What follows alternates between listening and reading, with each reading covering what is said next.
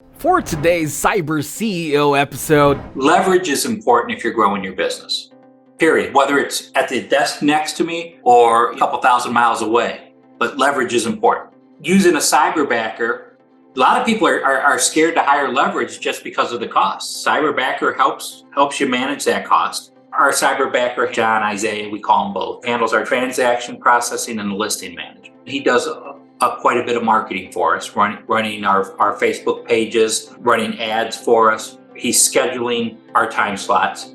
He's also heavily involved. We do virtual webinars, running the whole show. He's kind of like our back-end producer when it comes to those. He does a lot for us, so he's a cool kid.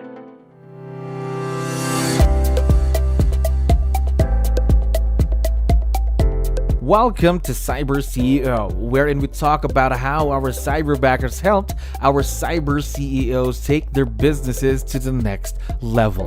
Cyber CEO is powered by Cyberbacker, the world's leading provider of admin support services from anywhere in the world to anyone in the world. Please visit our website www.cyberbacker.com for more details.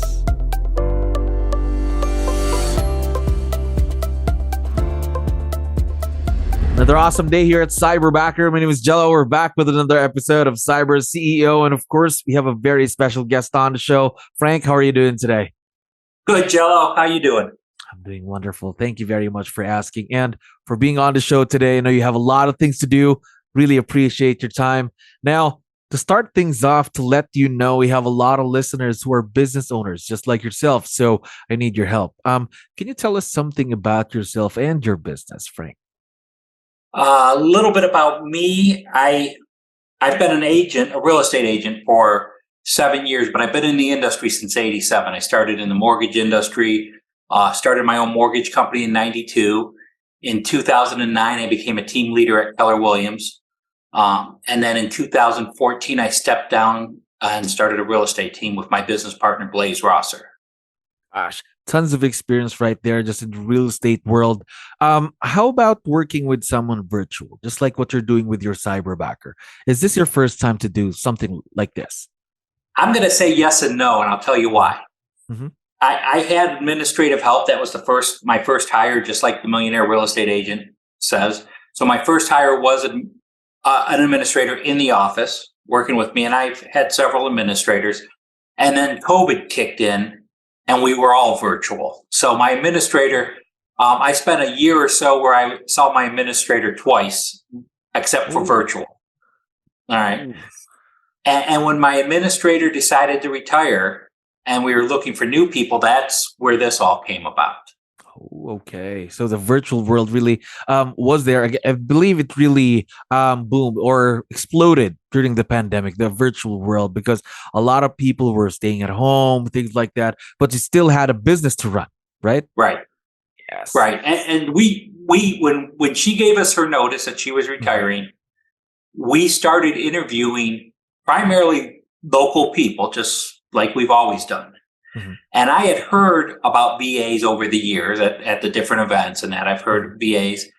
And so I reached out to a few different VAs, Cyberbacker being one of them. I had heard of you guys. I'm not sure where I first heard of you, to be honest with you, but I had heard of you. And I interviewed, and I reached out to a couple others. It was funny because I have a MAPS coach and he uses a Cyberbacker, but I had a different MAPS coach at that time.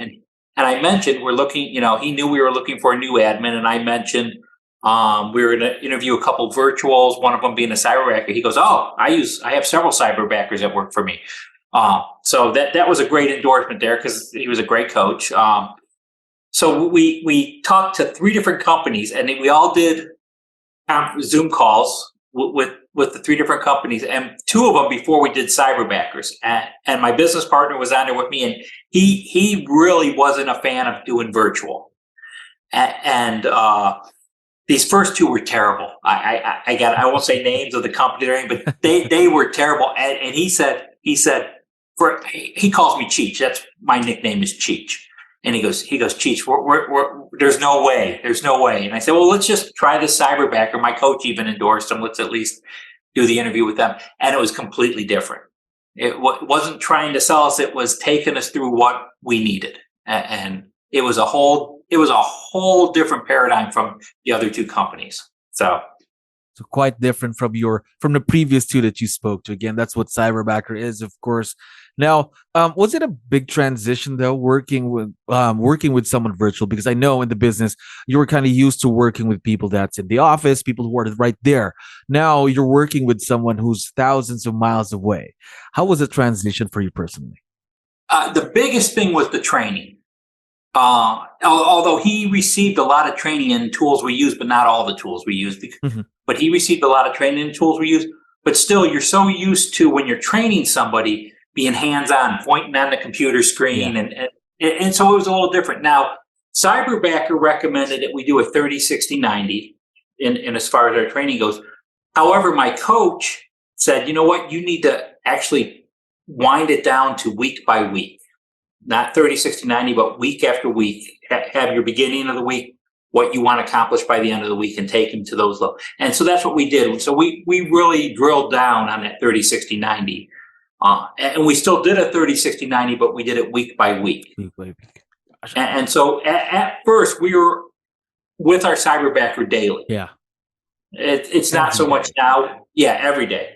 And we probably biggest mistake we made was spread him thin on a lot of different projects, and we still have him spread pretty thin. But he's rocking and rolling. He knows what he knows what he's got to do for the most part. He was probably a little timid at first to talk to, because we wanted him to kind of start managing our team. And he was a little timid. If one of the agents gave him pushback, he didn't know what to do. He's much better at it now. He's gotten used to it. He has, and he does a lot for us. So he's a cool kid. There we go. Good thing you got partnered up with the perfect Cyberbacker. Talk to me about that, though. Partnering with a Cyberbacker. Going through our hiring process, interviews on Zoom, communicating with our team here in Cyberbacker. How did that experience go for you, Frank? You know, we first did well, I'll tell you what we did first. We first had two people, Cyberbacker leads, or what, I'm not sure what their position's called, but they spent time interviewing us as far as what we wanted our Cyberbacker to do. And that took a couple of meetings. They took notes on the first one. They sent it over to us. We changed a few things. We went back and forth, got that drilled down. Then they did what they call, or what I call, a speed dating, which we met probably, I don't know, 25 Cyberbackers briefly.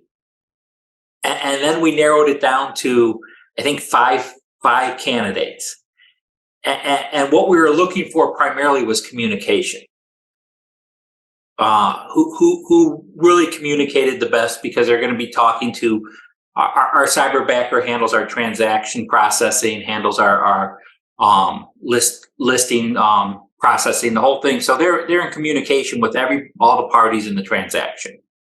And that's where John really stood out. John, Isaiah, we call them both. But he really stood out as far as communication. And so we narrowed it down and picked him as our Cyberbacker. So communication skills were somewhat of a defining factor in partnering with John. Am I right? Mm-hmm. There we go. Now, talk to me about tasks. You mentioned earlier that you got John's spread a little thin there with tasks, but talk to me about those then. What are the tasks that you ask him to do for you on a daily basis? What are the main things? First and foremost is the transaction processing and the listing management. So that's his number one focus.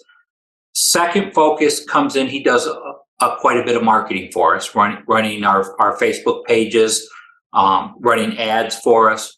We use a couple other programs, so he's setting appointments with those sometimes, or he's scheduling on our time slots. He's also heavily involved. We do 2 virtual webinars every week.